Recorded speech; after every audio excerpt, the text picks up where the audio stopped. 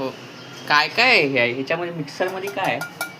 ते खोबऱ्याचा मेवा केले अच्छा आणि आता ह्याच्यामध्ये तूप घालते. अच्छा. हा. हे तूप कोणतं आहे? हे गाईचं तूप संपलंय आता. लोणी कडवाला ठेवते. आता हे आहे ना, हे असं भाजून घ्यायचं. मोदक बनवायचा आहे ना. अच्छा मोदक बनवणार आहेस का? आज कुठचं चतुर्थी? अनंत चतुर्थी. आज 11 दिवसाचं गणपती जातात ना. हो विसर्जन आणि होणार. ह्याच्यामध्ये इलायची, काजू, बदाम आणि खसखस हे सगळं घालून, गुळ हे सगळं घालून वाटले बरोबर. मिक्सीला.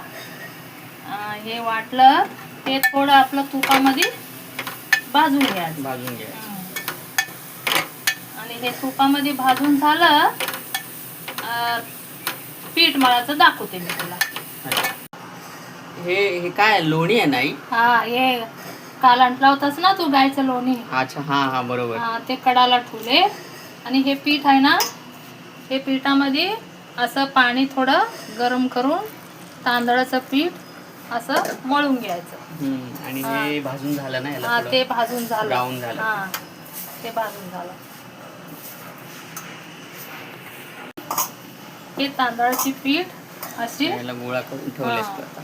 याला किती वेळ ठेवणार? ठेवणार एक 5-10 मिनिटं.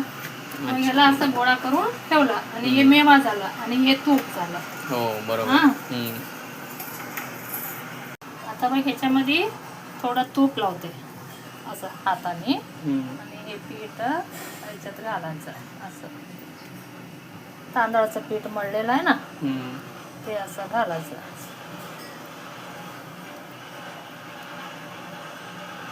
असं घालून हे ह्याच्यामध्ये मेवा घालायचा है ना. याला असं दाबायचं आपलं चांगलं.